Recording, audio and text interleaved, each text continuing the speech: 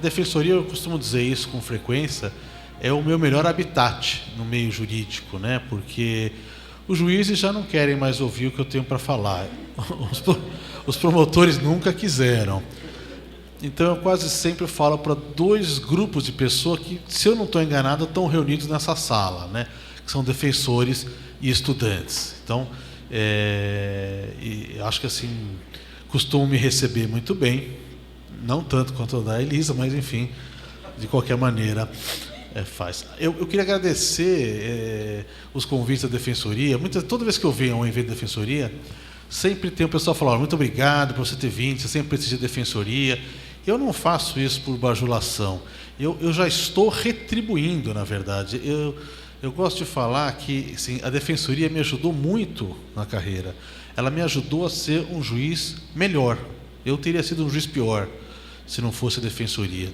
Muita gente fala assim: mas você é amigo dos defensores, tudo é legal com você, etc. Ninguém pede muita coisa. Mentira, pedem sim. Pedem, questionam, tensionam, né? Houve uma época que faltou defensor lá em São Paulo e eles me deixaram sem defensor. Eu tinha que fazer audiência, eram 2 juízes com um defensor só. Era um inferno, porque nenhum dos 2 queria fazer sem o defensor. E aí eu fui falar com a chefe, liguei para a chefe e falei: não dá assim, né?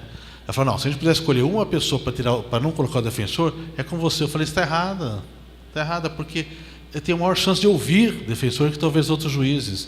E eu não quero ter essa autossuficiência. E, aliás, é uma coisa normal de todo servidor público, todo funcionário, talvez com o juiz um pouquinho mais, a gente se acomoda, né? A gente fez aquele modelo, vai se repetir várias vezes: já tenho lá, a gente se acomoda. E é preciso de algum defensor para dar uma cutucada, né? Então é muito melhor que vocês nos incomodem do que vocês também se acomodem. Eu falo muito melhor, né? Meus colegas não acham isso. Tanto é que toda vez eu ouvia, todas as broncas que eles tinham com vocês, eles falavam para mim, né? Falaram: pô, Marcelo, aquela defensora é sua amiga, né? Falavam: não para de fazer isso, tem 15 teses, para eu rebater todas elas. Falaram: não rebate, aceita, né? Cada tese que você aceita é uma a menos que você tem para rebater.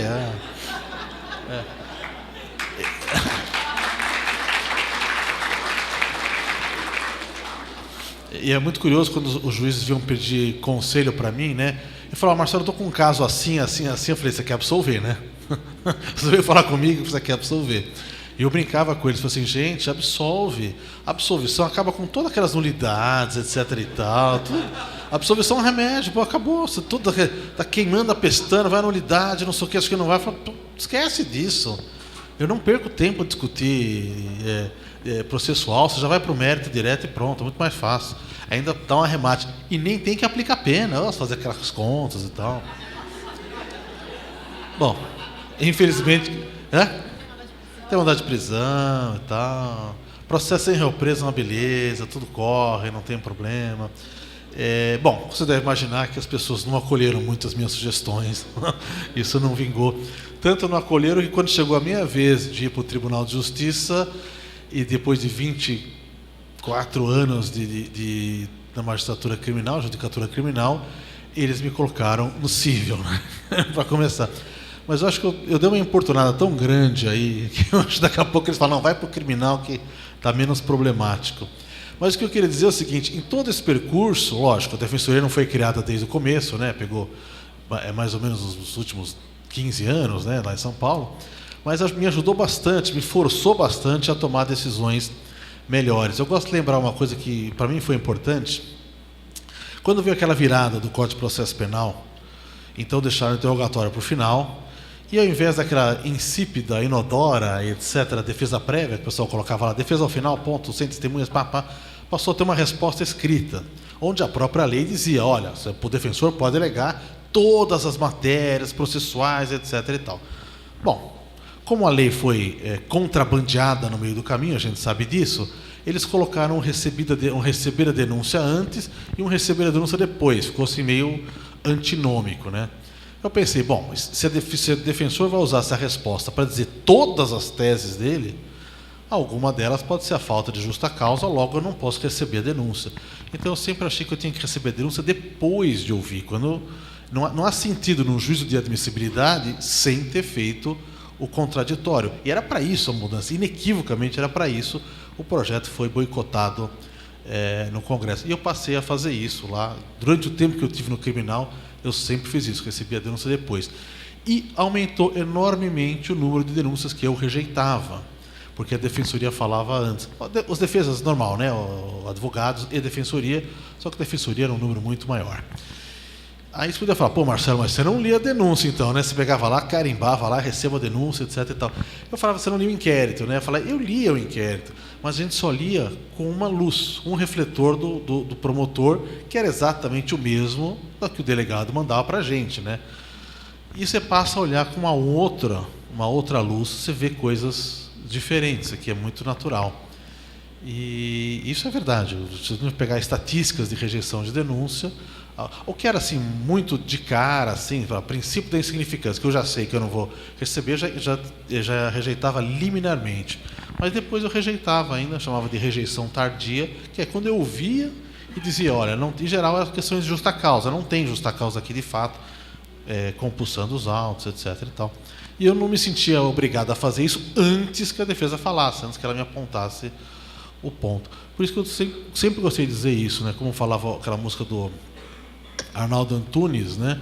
O seu olhar melhora o meu. O olhar da defensoria melhorou o meu olhar para julgar. Aí eu fui para o civil. Hoje eu estou no direito público há 4 anos e meio. E eu vou dizer para vocês o seguinte, as melhores decisões que eu tomei no direito público foram provenientes de intervenções da Defensoria Pública. Uma delas é uma questão de ocupação, que quando eu fui viajar, quarta-feira saiu no estado de São Paulo, era foto mais da metade da capa, lógico, fazendo uma grande campanha contrária. Esta maior favela do estado de São Paulo, maior ocupação do estado de São Paulo, de não sei o que e tal. E eu cheguei, mal tinha chegado no direito público, veio o negócio da defensoria lá, dizendo, olha, o juiz não quer autorizar, um agravo, né? O juiz não autoriza que nós ingressemos no processo por falta de procuração.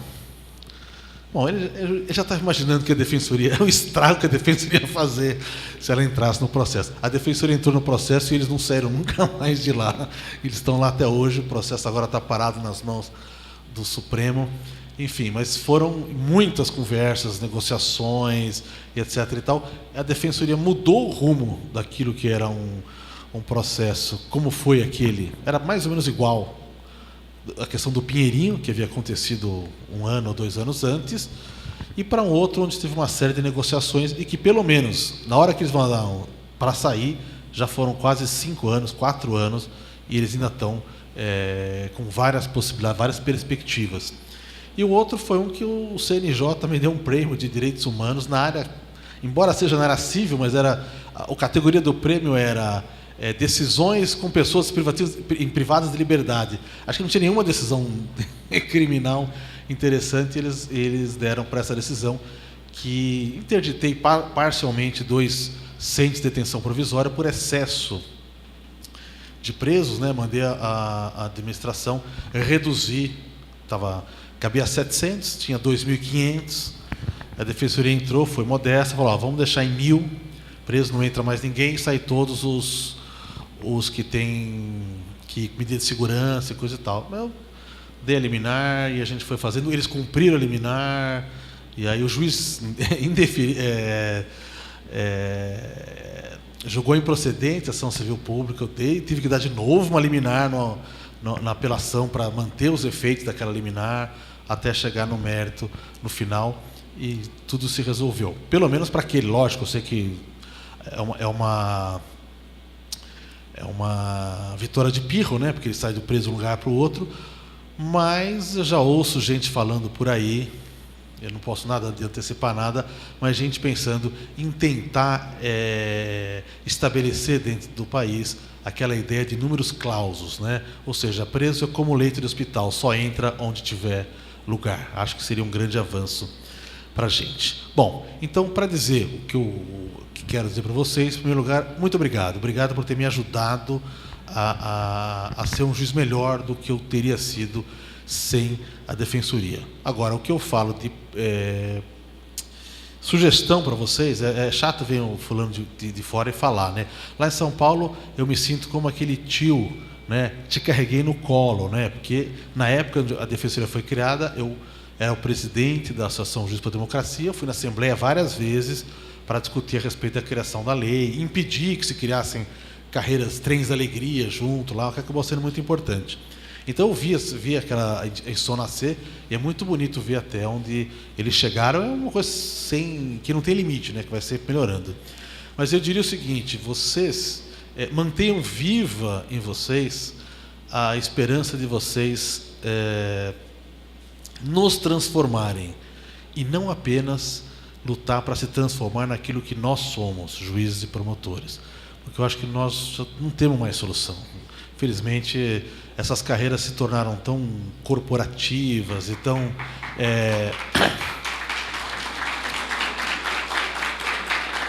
que pensam muito em si mesmo, né, tão proprietárias do público, que qualquer tipo de evolução se tornou impossível. Então eu digo que a Defensoria é a nossa última esperança de poder partilhar um pouco o que é público com quem precisa, porque a gente conhece a história do Estado brasileiro, é a história de oferecer o público para quem menos precisa do público, né?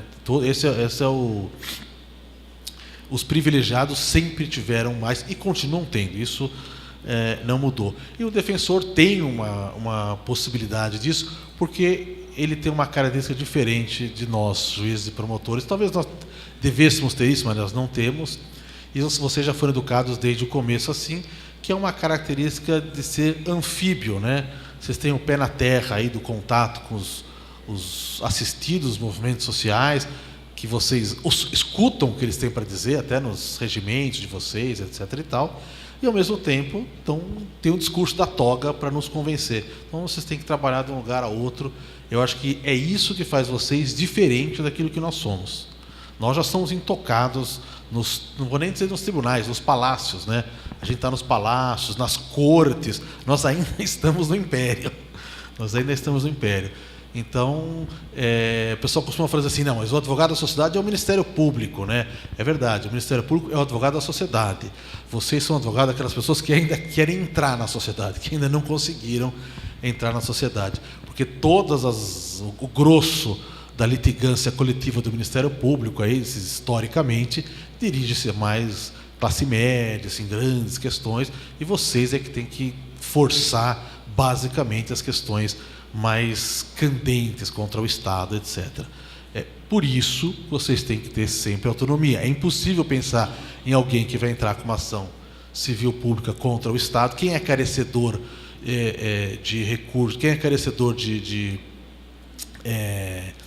necessidades no país são os pobres. E quem é o maior devedor é o Estado. Não tem jeito isso.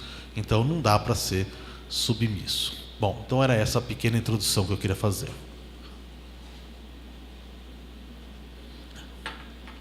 Bom, a Elisa acabou aqui com um jeito muito otimista, veio assim, né, esperançoso.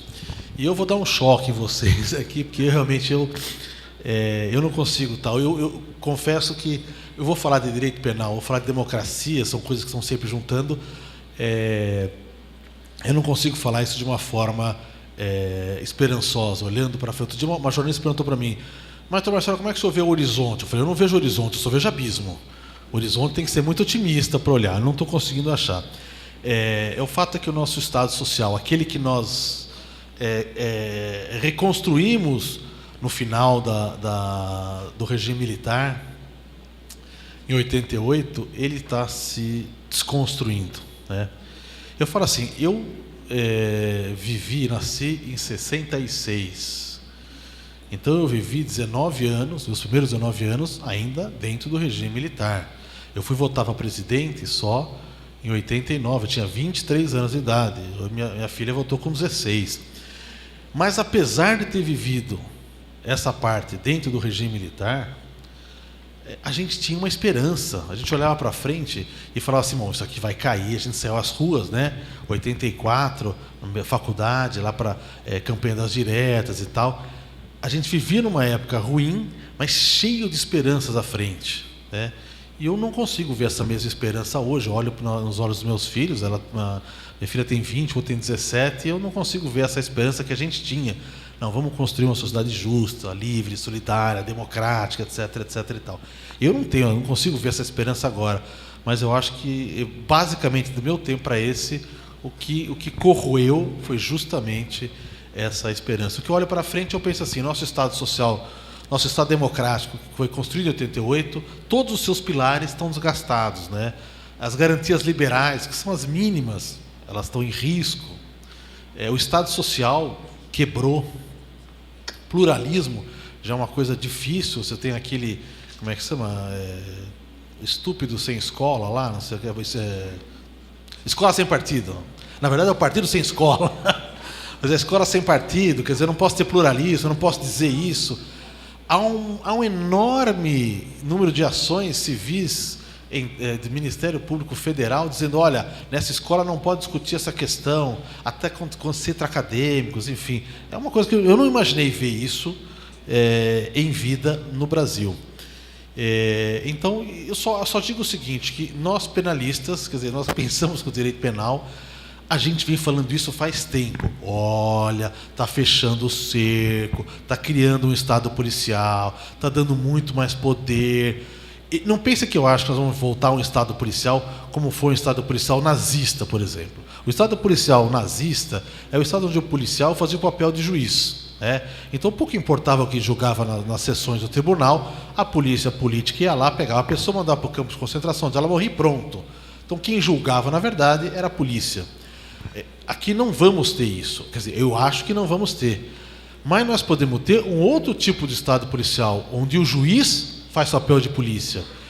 E eu acho que isso não é nada muito futurista, né? Isso é uma coisa que a gente já está vendo aqui. Mas eu não estou dizendo tudo isso aqui. Então, eu dizia, os penalistas são assim, a gente vê antes a coisa acontecer. Por que a gente vê antes? Porque o direito penal, eu aprendi a dar aula assim. Quando eu dava aula de direito penal, eu dizia, gente, direito penal, o primeiro livro que vocês têm que abrir é a Constituição. É lá que você vai ver que tipo de sociedade que eu tenho, que tipo de direito penal está ligado a ela.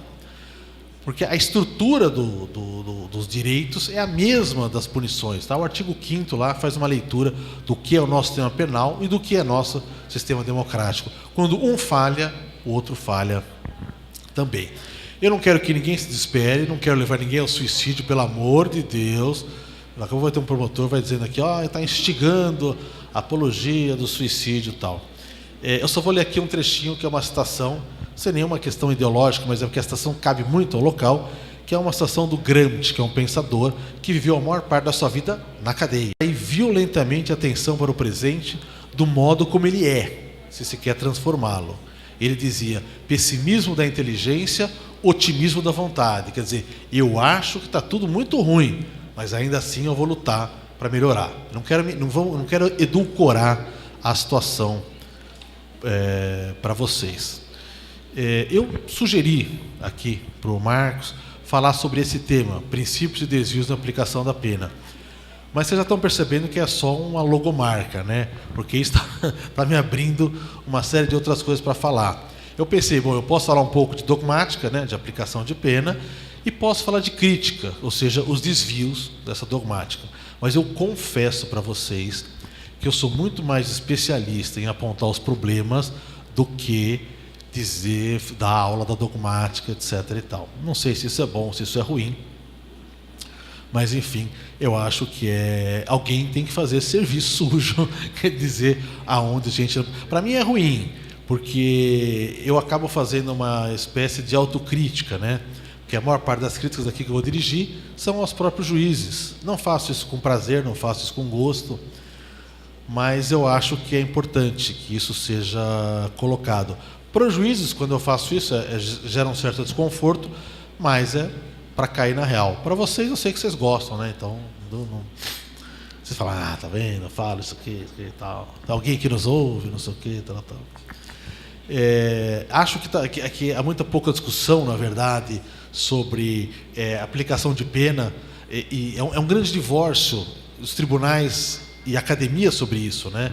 Então, se você for aplicar pena, e eu vou pegar um livro para me ajudar a aplicar pena, eu não vou conseguir.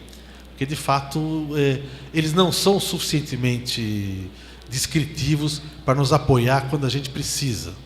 Se eu pegar um código da Amazon, lá ele vai dizer, tem uma tabelinha que vai dizer, esse aqui me ajuda, esse aqui eu consigo. Mas afinal, os juízes aprendem a dar sentença e aprendem a aplicar as penas com os juízes que deram sentença e aplicaram as penas. E isso tem um grande problema, que a gente falta uma aparelhagem teórica e as nossas balizas são mais pragmáticas. A gente acaba sempre repetindo o que os outros fizeram, né? A gente produz certeza, mas não fica nos princípios. A gente tende a acertar como verdade aquilo que é um hábito, tá?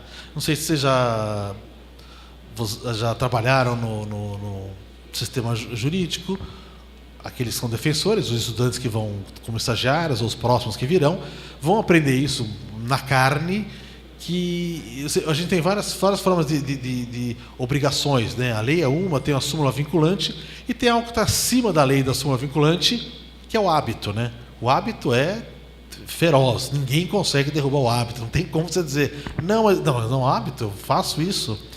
Olha, eu passei com todo esse garantismo, esse liberalismo que eu estou aqui, eu passei todos esses anos no direito, como juiz criminal, e nunca me perguntei, afinal de contas, eu olho para trás disso e falo assim, mas por que você não perguntou isso? Eu nunca perguntei. Por que a gente absolve um réu, solta um réu, não tira a algema dele e fala, até logo, pode ir. Não, a gente não faz isso, a gente manda ele de volta para a carceragem, ele vai de volta no bonde para o centro que ele está, e daí eles vão ver no dia seguinte, tal. Tanto é que os defensores mais escolados falam assim, fala nada que você vai sair daí, não fala nada aí, porque sabe-se lá o que vai acontecer, etc. e tal. Mas por que a gente não faz, né? Tenho que ver os antecedentes dele. Mas hoje a gente tem todos os computadores, né? Tá lá, a gente pode fazer isso, né? Mas a gente não faz. Talvez ele está com o uniforme da cadeia, ele não poderia. Bom, a defensoria poderia resolver, né? Olha, bota outro uniforme. Mas o fato é que a gente nunca fez, porque não se fez. No júri, o pessoal fazia. Era absolvido, tira o gema e vai para casa. Então, quer dizer, dá para fazer. Mas o hábito é muito forte. É por causa do hábito, portanto, que a gente nunca fez. Eu nunca fiz. Eu deixei de ser juiz criminal e tenho essa marca. Nunca fiz uma audiência de custódia. Mas a audiência de custódia está no nosso ordenamento desde 92, né? A Convenção Americana, o Pacto de São José da Costa Rica, foi recebido pelo Brasil em 1992. A legislação é de 69. Em 92 a gente fala, recebemos aqui no país. Está vigente.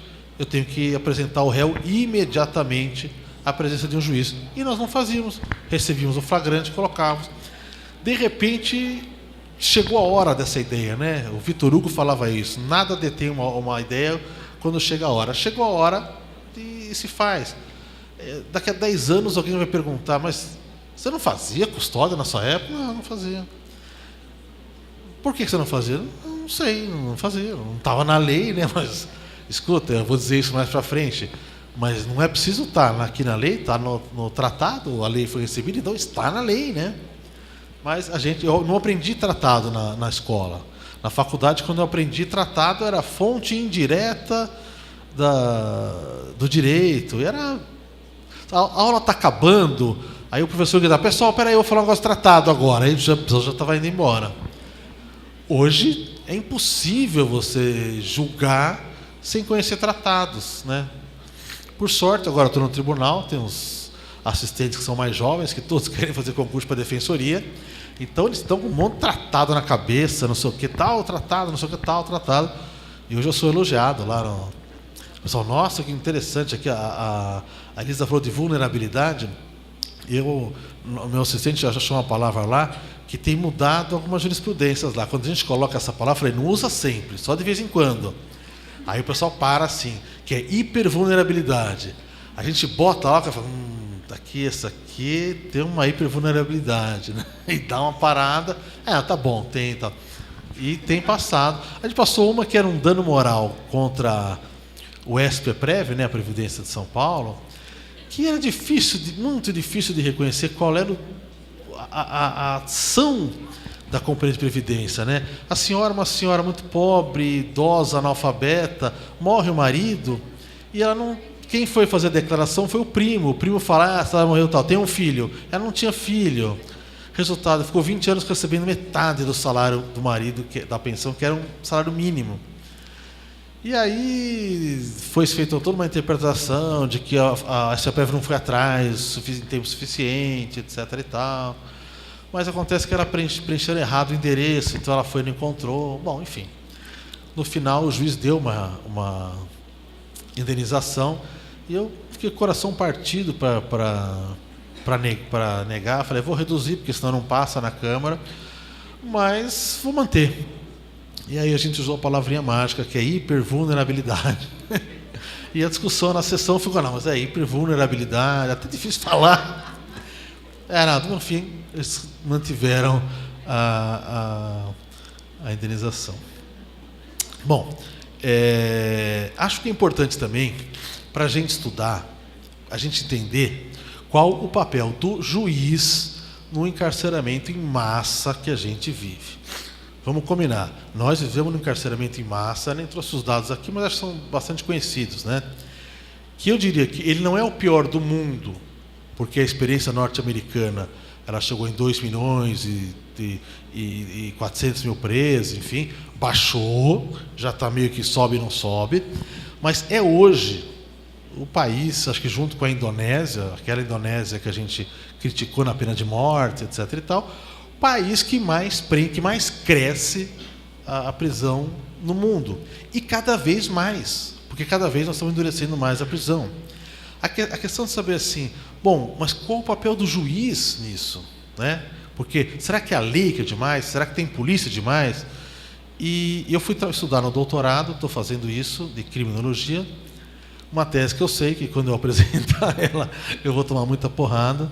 Se eu pudesse entrar na defensoria pelo 5º, eu faria, mas a defensoria não abriu o 5º para juiz ainda.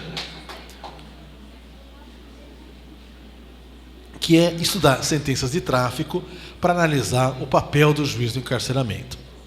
Bom, só uma ideia aqui, isso aqui veio antes da pesquisa, aliás. Em 1990, veio a Lei dos Crimes Hediondos. A Lei dos Crimes Hediondos, ela dizia que a pena devia ser cumprida integralmente em regime fechado. Os crimes hediondos e equiparados, que o legislador cometeu essa grande insanidade de colocar que o tráfico é equiparado a hediondo.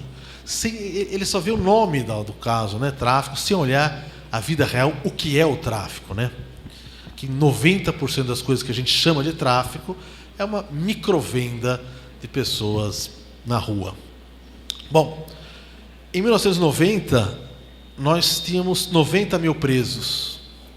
O Supremo foi declarar isso inconstitucional em 2006. 16 anos depois, a gente olha para falar, é evidente que é inconstitucional. Mas o juiz brasileiro, ele tem, muitos países não têm, mas o brasileiro tem o controle difuso de constitucionalidade. Ele podia chegar e falar, isso não é constitucional, eu não vou aplicar. Eu nunca apliquei, nunca decidi numa sentença regime integralmente fechado. Mas 99% dos juízes sempre fizeram e não usaram o controle difuso de constitucionalidade. Isso foi bater por causa da Defensoria Pública lá no Supremo. Eles seguraram 10 anos o habeas corpus para votar. Quando votou em 2006, o Supremo declarou inconstitucional. Se em 90 a gente tinha 90 mil presos, quantos presos a gente tinha em 2006? 400 mil. Tinha 400 mil. Ah, Marcelo, mas não tem nada a ver uma coisa com a outra, porque é só a lei do crime hediondo. Mas tem sim uma coisa a ver com a outra, não só porque ele ficava mais tempo preso, as penas aumentaram, mas porque ele ficava mais tempo preso, porque não tinha progressão de regime. A gente vê isso claramente com a irrupção do encarceramento feminino. Foi exatamente nessa época, exatamente em razão da condenação por tráfico de entorpecente, que ficou um crime mais grave que o homicídio, né? O homicídio era 6 anos no regime semiaberto, o tráfico 3 anos no regime fechado. O que teria acontecido se os juízes tivessem usado isso? Quantos presos a menos a gente teria dentro do sistema, né?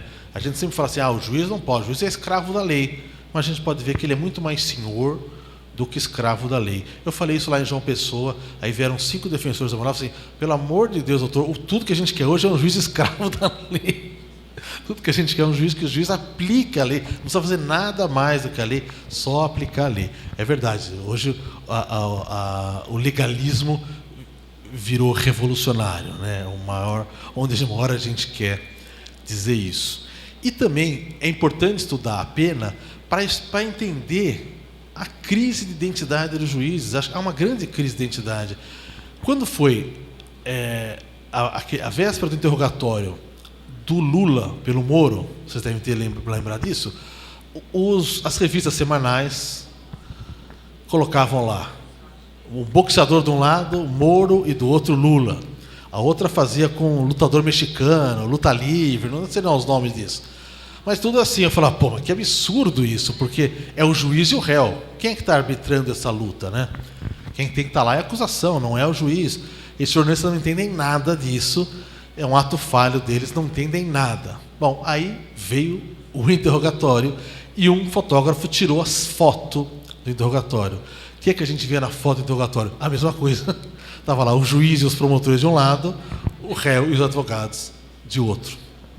Por quê? Porque não sei como é que faz aqui nesse estado. No meu, felizmente, não faz, não por nossa causa, já era assim.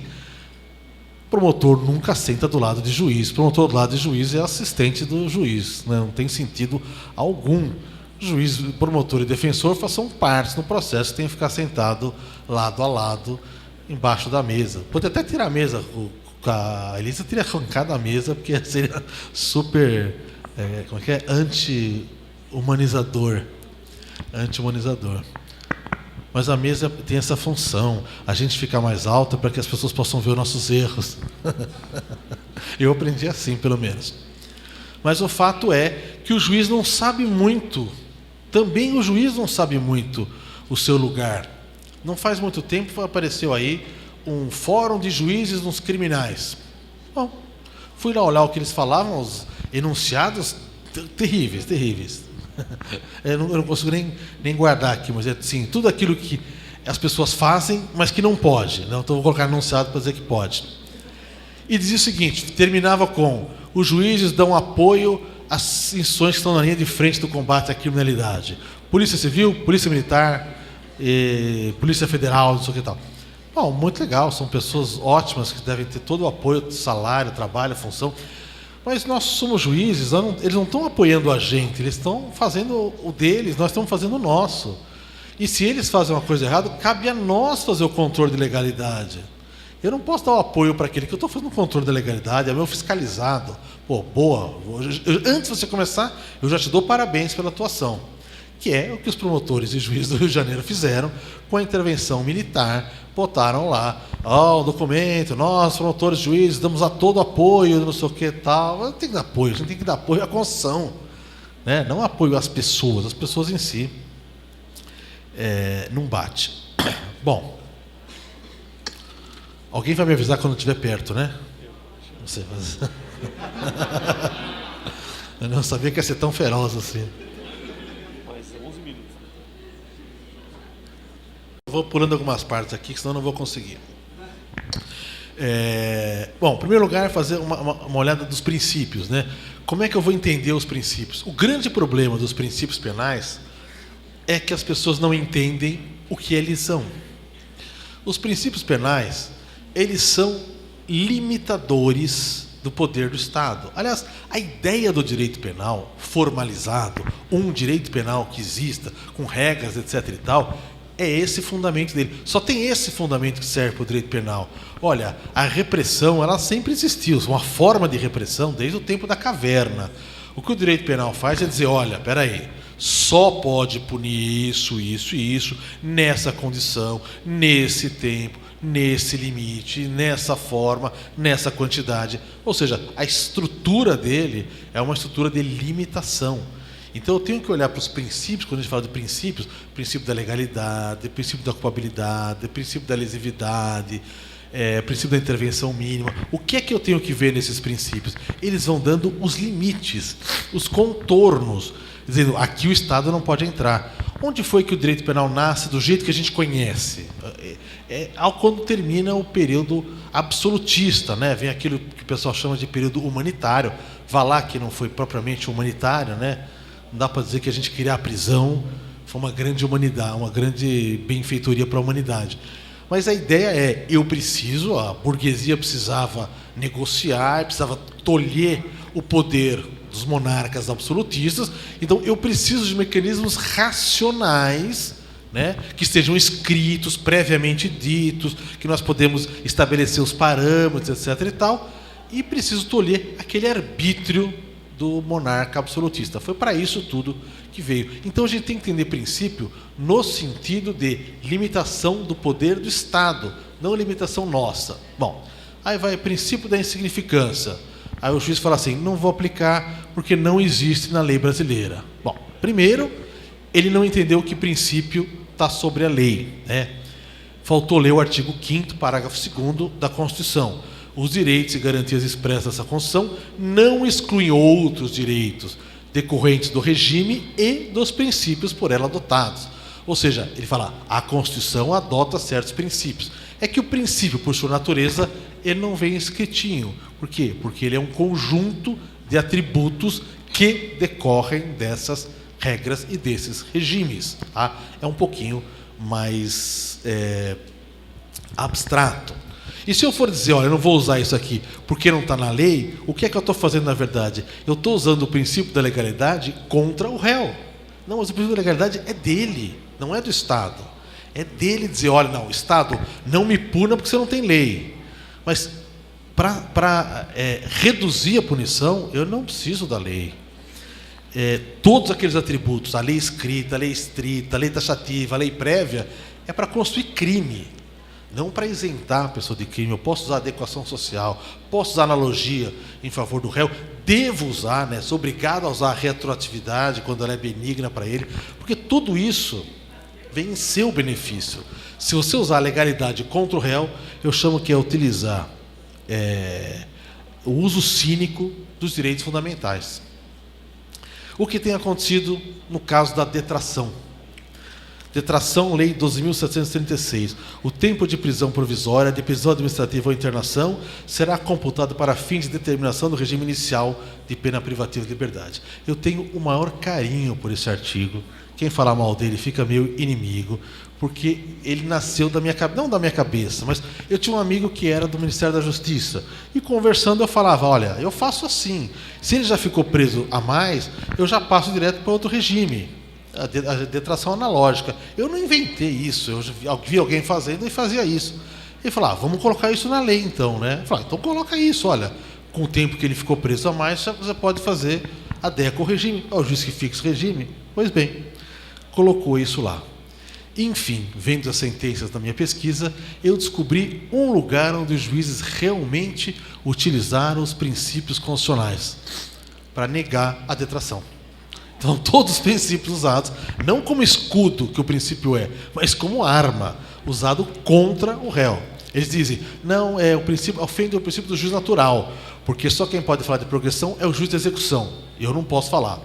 Eu falei, legal, tá bom, mas quando foi a época da lei dos crimes hediondos, você falava isso? Não, lá eu falava. Ofende o princípio da individualização. Eu falei, mas o que a lei quer fazer é justamente individualizar. Está dizendo, olha, se aquele lá cumpriu pena, já começou a cumprir pena antes, bom, então ele já pode passar para a etapa seguinte, né? Como é que é o videogame, a próxima fase? Fase seguinte do videogame. Eu sou péssimo com esse negócio. Não entendo. Faltam 5 minutos e queria comentar sobre todos os livros foram vendidos. Todos foram vendidos. Parabéns. Obrigado. Eu devia ter trazido mais, que essa que é a verdade. Mas eu posso falar um pouquinho mais de 5 minutos? Tá.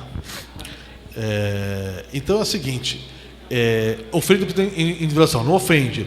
Terceiro, ofende o princípio da isonomia. Tudo isso que eu estou falando estão nas sentenças, várias e várias sentenças. Ofende a isonomia. Por que ofende a isonomia? Eles colocam lá, porque o réu que fica preso tem uma vantagem em relação àquele que está solto. Porque o que está solto vai demorar mais. Deus do céu, ele está preso. Ele tem as piores desvantagens que existem dentro do processo, que é você começar a cumprir uma pena antes de saber se você é culpado. Não existe dano maior que esse. Aí eu consigo... Será que pode conseguir um pouco de água para mim? Aí eu consigo entender por que esse nível de prisão temporária, de prisão provisória é tão alto. Porque o juiz não acha isso um dano. Dá uma vantagem para ele, que depois ele vai lá e você consegue cumprir mais alto. Na pior das hipóteses, se ofendesse o princípio da isonomia, Qual é a função do juiz nessa situação? Eu dou para o outro também, né? Eu nunca vou tirar de quem tem, eu avanço para o outro. Isonomia nunca é para tirar, porque é um princípio que contrai o poder, não contrai a liberdade. Aconteceu assim também quando discutia essa execução provisória, aquela de aplicar promoção, obrigado, viu? De aplicar a progressão para quem está cumprindo, para quem está ainda em grau de recurso, né?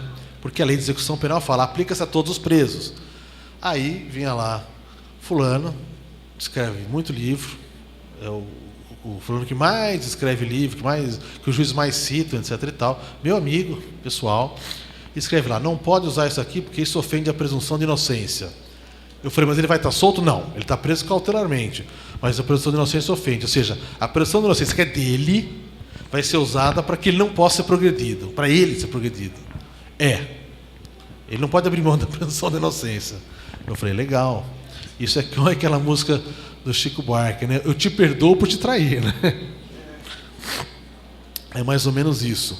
Então, eu acho que a grande questão é você não usar a coisa disforme. É mais ou menos como... Eu vou usar uma palavra aqui, não sei nem se vocês já ouviram essa expressão, eu achei uma coisa grotesca, não sei se chegou aqui em Rondônia. Se não chegou, nem vou falar. Bandidolatria, vocês já ouviram isso? O que está no Rio Grande do Sul já ouviu.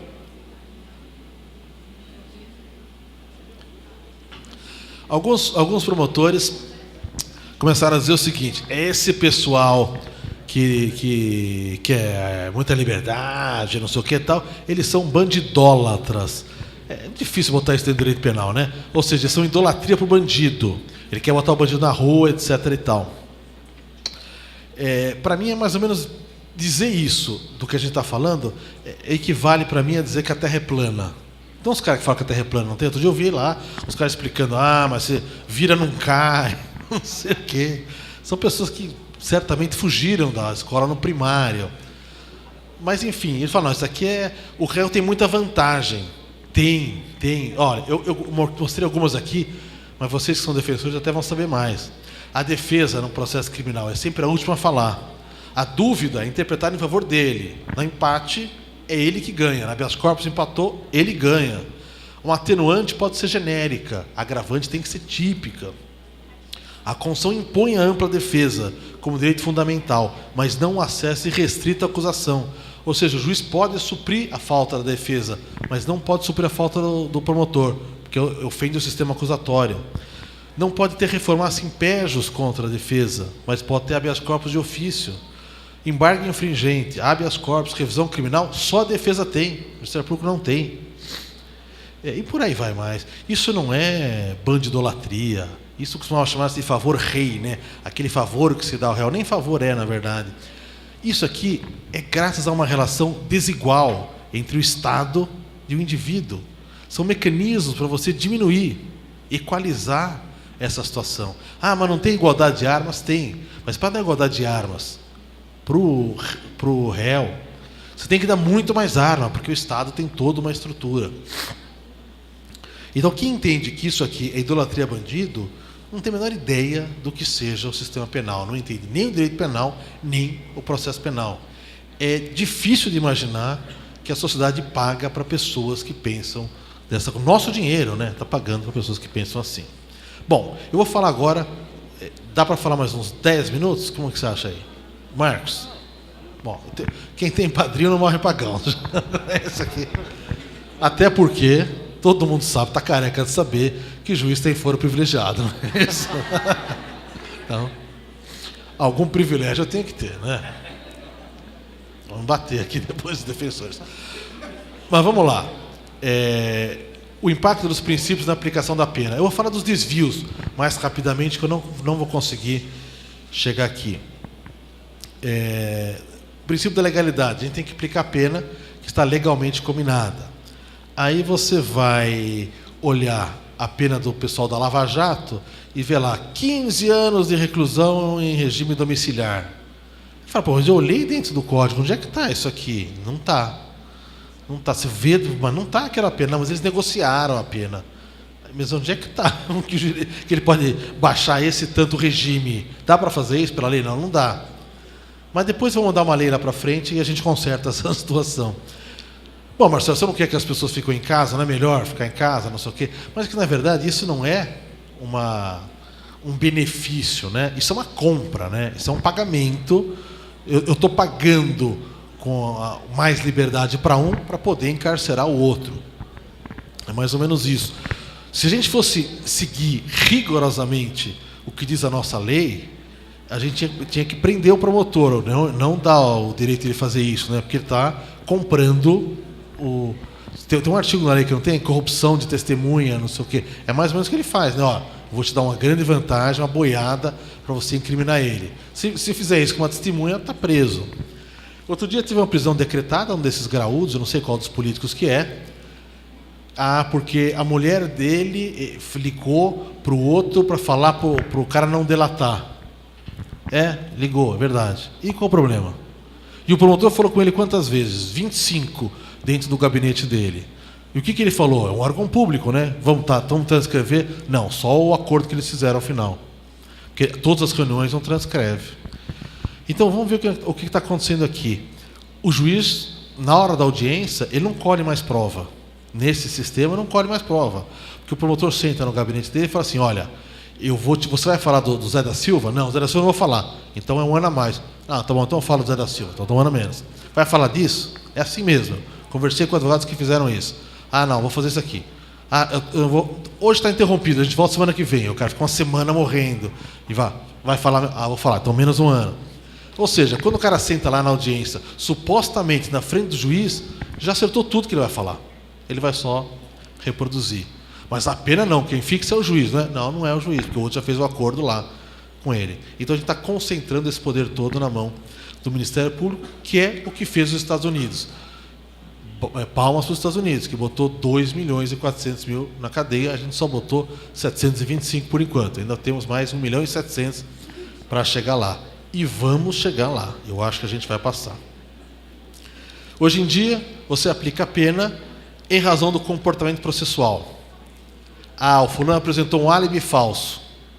Bom, ele está se defendendo, vai lá. Ele não é obrigado a se acusar, né? Ele está se defendendo. Não é falso, vou dar uma pena maior. Outro dia peguei uma sentença, estava vindo para cá no avião, vi lá o juiz comemorando. A sentença que eu dei aqui, não sei o que tal. Apliquei pena maior porque o réu mentiu. Mas a pena é pelo crime que ele fez, lá para trás. O que ele fez o crime? Você tem que aplicar a pena de acordo com o crime. Não um comportamento processual, é para você analisar a liberdade. Vou dar preso, não vou dar. Mas não a pena do crime tem que virar para trás. Mas hoje, assim, está fixando uma linha, um delimitador. Ou você colabora, ou você está obstruindo. O que sobra para o advogado, para o defensor fazer? Colaborar. Se ele não colabora, ele está obstruindo. Está mais ou menos assim. Bom, o STJ chegou a uma conclusão que o Supremo vai mudar, se não for 2018 ou 2019, já avisou que vai mudar, que são os antecedentes. Eu não posso computar como antecedente aquilo que não tem trânsito em julgado. Óbvio, não é? Eu vou perder tempo discutindo isso aqui, porque se depois ele vier a ser absolvido, como é que eu posso? Vou tirar da pena? Opa, deixa eu lá fazer a pena de novo. Não posso fazer isso, então não posso colocar. E então o juiz, em regra, tem acolhido isso. Que legal, eu não aplico antecedente. Zero antecedente, eu vou lá e coloco. Ele tem má conduta social. E qual é a má conduta social dele? Ele tem processos criminais. Ele tem um desvio na personalidade. Legal. Você fez um exame de Rorschach, um exame psiquiátrico nele? Não, eu vi a folha de antecedentes. Então a mesma coisa, a gente está só burlando de um lado para fazer o outro. Eu peguei na acidente de tráfico vários que falam assim, eu vou aplicar a pena maior porque o intuito dele é de lucro fácil. Bom, eu não sei se é fácil ou se não é fácil. Acho que não é fácil porque o número de pessoas que morrem é grande. Então, seria aquele tipo de trabalho que as normas trabalhistas colocariam como um adicional de periculosidade. Mas, o intuito do tráfico é esse mesmo, não seria tráfico. O fundamento é esse, eu não posso pisar demais. Ele tem duas condenações, tem duas reincidências. Então, o que eu faço lá? Esta condenação vai para reincidência. Esta outra vai no escaninho do antecedente. Esta terceira vai para má conduta social. E vai distribuindo as sentenças dele. Mas, gente, é tudo a mesma coisa. O que você está analisando é uma coisa só, que é a vida pregressa dele. Então, a reincidência é o mais. Se você tem a residência, por que você vai botar antecedente também? Não faz sentido isso. O princípio da individualização. Resumindo, o que me incomoda mais, sobretudo nisso, é a questão do regime fechado. Os tribunais transformaram, o meu pelo menos sim, o roubo em crime hediondo. O roubo tem que começar sempre em regime fechado. Por quê? Porque ele tranquiliza a sociedade. Mas quem começa em regime fechado é o crime hediondo. Está na lei, a lei fez isso lá. O roubo não é. Bom, então vamos lá. A Defensoria vai bater até o Supremo. A Defensoria bateu até o Supremo e ganhou no Supremo. O Supremo baixou uma súmula, a súmula 708. Não posso mudar o regime pelo o pensamento da gravidade intrínseca do crime, etc. e tal. E os tribunais continuam fazendo isso. E a Defensoria vai de novo ao STJ, tomou um pito lá em São Paulo, eles tomaram dos ministros do STJ, faz alguns anos atrás, dizendo, não dá mais para suportar, não dá mais para... Dá uma música assim, né? O volume de habeas corpus que a Defensoria Pública de São Paulo está entrando no STJ. Aí eu costumo falar nas palestras que eu falo, mas é que nem aquela piada da galinha, né? Por que a galinha atravessa a rua? Ela quer ir para o outro lado. Ela precisa levar para o STJ. Para o STJ olhar e falar assim, não posso receber isso aqui. Esse habeas corpus, ele está substituído de recurso, não vou receber. Aí dá uma olhadinha assim, desliga e fala assim, mas eu dou de ofício. Bom, para ele poder dar de ofício, porque eles fazem isso, alguém tem que mandar aquele negócio para lá. E frisando, mantendo convicto a ideia de que a prisão em segundo grau já é suficiente, não adianta entrar com recurso especial até chegar lá, por exemplo, no caso de tráfico, 1 ano e 8 de pena. Ah, mas o STJ vai dar restritivo, que o meu tribunal não dá, muito pouquinho que dá. O STJ dá, então ele vai entrar no STJ. Só que quando ele receber, o cara já está na rua, é desnecessário. Eu quero saber o que vai acontecer quando finalmente conseguirem, eles querem fazer isso, aquela PEC Peluso lá, transitar em julgado no segundo grau. Como eles vão resolver o problema das diversas jurisprudências diferentes dos tribunais? Porque em 88 nós criamos o STJ para isso, unificar a interpretação da lei federal. A reforma do judiciário em 2004 foi para nacionalizar o poder judiciário. A gente estaria fazendo o caminho exatamente inverso, que é a regionalização. E os réus de São Paulo, infelizmente, vão sofrer porque eles vivem no Texas brasileiro e vão ser obrigados a... Quem quiser cometer crime vai ter que ser para outro estado, né? Aquele crime está... Eu estou falando disso que eu fiz a perspectiva lá de quanto dá o regime fechado no tráfico. 90% em São Paulo, 25% na Bahia, 30% no Maranhão, 50% no Rio Grande do Sul, 40% na São Paulo, 90%. Não tem termo de comparação. Por quê? Porque São Paulo não respeita a União a vida inteira, né? A vida inteira não respeita a União.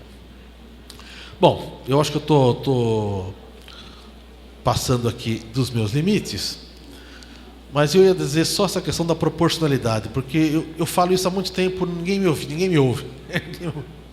Infelizmente, ninguém me ouve.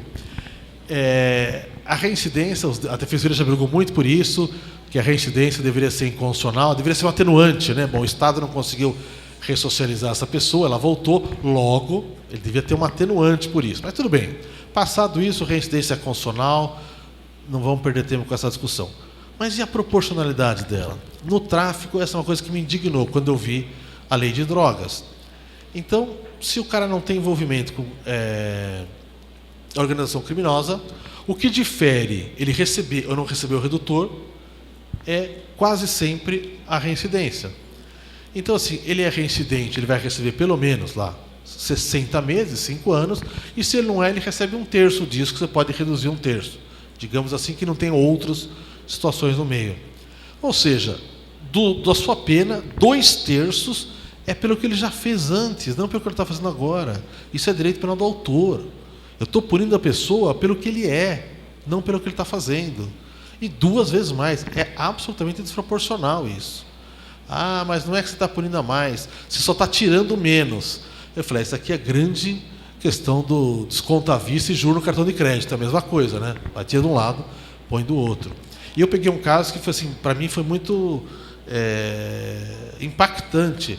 Eu desclassifiquei a conduta, absolvi, já não lembro. Fulano tinha 14 coisas de cocaína e o promotor recorreu, o tribunal condenou. A pena que o tribunal deu foi 5 anos e 10 meses de reclusão.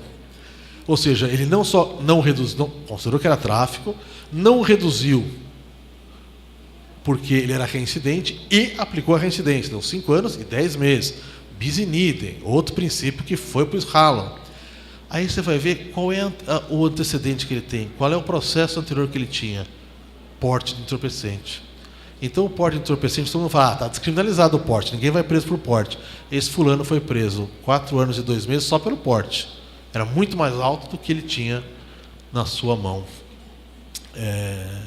colocado.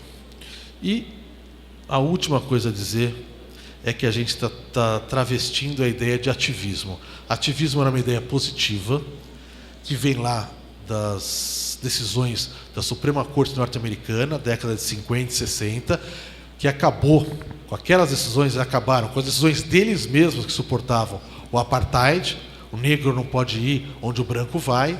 Está na lei, mas não está no nosso espírito. Eles foram quebrando todas aquelas decisões. E hoje o ativismo tem sido usado para qualquer coisa, menos para aumentar a Constituição. De tudo que eu vi, a pior coisa nessa história de ativismo, a partir da Lava Jato, foi a questão da condução coercitiva, né? Ou seja, a condução coercitiva existe há muito tempo no Código de Processo Penal. Eu usei muitas vezes a condução coercitiva. Usei no sentido de determinar, né? Fulano testemunha falta na audiência, você vai lá e manda o oficial de justiça buscar a pessoa. O coercitivo, né, o obrigatório da condução é para quebrar a recusa dele. Esta é a ideia do coercitivo. Mas hoje não, eles pegam o coercitivo antes que ele saiba da existência de um processo e já mete um coercitivo. Por quê? Porque junto ele cumpre um mandado de busca e apreensão em várias pessoas, em vários lugares. Ou seja, não é feito para realizar a audiência, é feito para destruir, delimitar, aniquilar a defesa. E não pode existir ativismo contra a Constituição. A ideia do ativismo é sempre de você honrar a Constituição, não deixar que a falta de lei ou a falta de regulamento impeça usufruir um direito constitucional. Mas usar um ativismo, entre aspas, para impedir, para diminuir a Constituição, que é o que está sendo feito, é uma das coisas que acho que vai ser. Nós vamos passar disso, isso vai virar uma regra. Um dia, eu sei se alguém aqui me segue, mas eu estou sempre no Twitter discutindo, etc. e tal. E um dia eu falei, nossa, é um absurdo essa, quando foi o caso do Lula, né? A gente viu todo mundo falando, a condição coercitiva não existe nessa situação. Ele não se recusou, né? Ainda é indiciado e tal. Alguém falou, não, você não está acompanhando, isso aqui tem mais de 110. Isso, então é pior ainda. Não é melhor, é pior ainda. Aí eu vi um fulano que falou, não, porque isso é do estadual, isso aqui é do federal. Eu falei, bom, eu não conheço o Código de Processo Penal federal. Eu passei, nem me disseram que existia um outro. Mas da mesma forma como existe um novo Código de Processo Penal, federal, etc. tal, parece que a gente tem uma nova Constituição, né? E infelizmente, o que eu tenho para dizer é triste, é que o Supremo, que é o guardião dessa Constituição, é que foi abrindo as portas para que ela fosse vulnerada. Isso é um grande problema. Mas vocês, que são defensores, vocês têm que continuar lutando. Boa parte das coisas que eu falei aqui vieram se tornar realidade por ação da Defensoria Pública. Portanto, vocês não podem esmorecer. Eu posso ficar um pouco assim, pessimista, mas vocês não. Vocês têm que continuar na briga. Obrigado.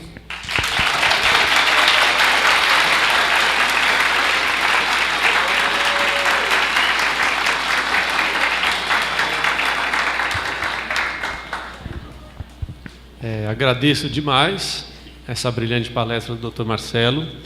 A gente imagina como deve ser concorrida a palestra do senhor, principalmente nessa época do ano do Dia da Defensoria Pública. Provavelmente as 27 defensorias públicas ficam brigando para conseguir trazer o senhor para abrilhantar o evento. Então, muito obrigado por vir a Rondônia, por nos prestigiar mais uma vez com essa brilhante palestra. E agradeço também todo o respeito e todo o apreço que o senhor tem pela Defensoria Pública, que surjam e nasçam mais juízes aqui no Brasil com o pensamento garantista que o senhor tem. Muito obrigado mesmo.